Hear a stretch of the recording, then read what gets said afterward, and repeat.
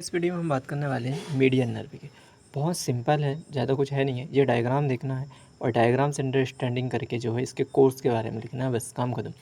तो सिंपल सा इसमें देखो मीडियन नर्व के बारे में जो है क्या क्या शो कर रहा है। सबसे पहले इसकी रूट वैल्यू पता होना चाहिए, कहाँ से कहाँ तक इसकी रूट वैल्यू।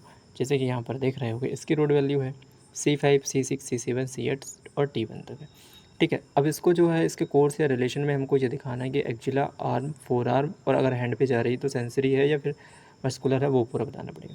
तो इसमें देखो मीडियन नर्व है, मतलब ये क्या करेगी, फ्लेक्चर कंपार्टमेंट की मसल्स को सप्लाई करेगी। तो सिंपल सा है, इसकी मसल्स याद करने का, जितने भी फ्लेक्चर कंपार्टमेंट के इसमें लिख सकते हो। ठीक है, और रेडियल होती है जो पोस्टीरियर को सप्लाई करती है, और अल्नारिस होती है सिर्फ दो को ही करती है, एक अल्नारिस को और एक को।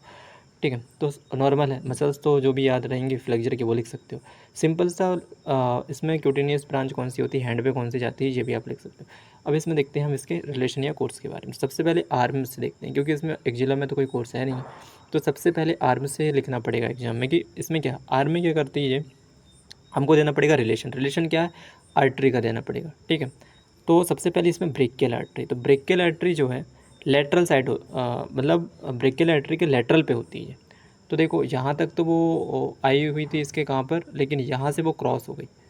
ठीक है, तो अभी मीडियल में बाद में हुई है, लेकिन जो आर्म में शुरू में जो आ रही थी वो कहाँ से आ रही थी उसके, देखो अगर इसमें देखो तो ये मीडियल साइड हमारा ये है और लेटरल साइड ये है। ठीक है, तो अभी ये क्या थी, इधर लेटरल साइड थी, बाद में आके मीडियल हो जाती। तो अभी तो शुरू में लेटरल है, तो हमको सबसे पहले लिखना है कि जब आर्म में रहती है तो continues to run and lateral side of the brachial artery. Brachial artery के लेटरल साइड में होती है, तो लेटरल साइड पे। ठीक है, कहाँ तक, टिल द मिडिल आर्म तक। तो ये आर्म हमारा बीच वाला भाग है, तो यहाँ तक जो रहती है, फिर इसके बाद क्या हो जाती है, वो मीडियली हो जाती है। ठीक है, इतना याद रखना। सेकंड जो है, अगला जो है कि ये क्या करेगी, फिर यहाँ एक हमारा क्यूबिडल फोसा होता है, तो क्यूबिडल फोसा के रिलेशन में लिखना पड़ेगा। तो क्यूबिडल फोसा के बारे में भी लिखेंगे, क्योंकि ये उसमें कहाँ पर रहती है। तो क्यूबिडल फोसा में लिखना है कि lie medial in the cubital fossa. Cubital fossa के किस तरफ लाई करेगी, ये मीडियल साइड करेगी। ठीक है, इसके बाद क्या लिखना पड़ेगा कि leave the fossa by the passing between the two head of the प्रोनोटर terrace. तो देखो यहाँ पर प्रोनोटर टेरिस दिख रहा है। ठीक है, तो इनके दोनों हेड के बीच से ये कर रही है, मतलब इसको क्रॉस करके आगे बढ़ रही है, तो ये यहाँ पर क्यूबिटल फोसा को यहाँ से लीव करके करती है। ठीक है, कि जैसे ये आर्टरी यहाँ पर जाएगी, फोर आर्म में जैसे ही एंटर करेगी, तो फोर आर्म में ये करेगी, ये वहाँ पर फाइब्रस आर्च के डीप में रहती है, किसके, super flexure digitorum superficialis on the flexure digitorum profundis के।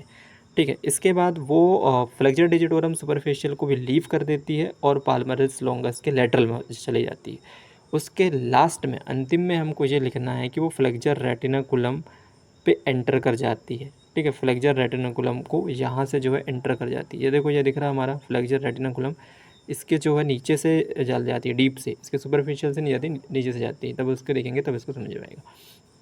तो बस इतना ही इसके बारे में कोर्स लिखना है, और ये डायग्राम बनाना है, और इसकी मस्कुलर ब्रांच और क्यूटेनियस ब्रांच इसमें दी हुई हैं, ये लिखना है, बस काम खत्म।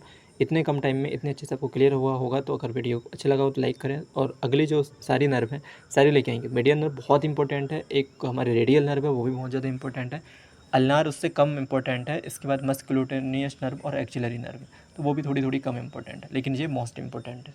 Thank you.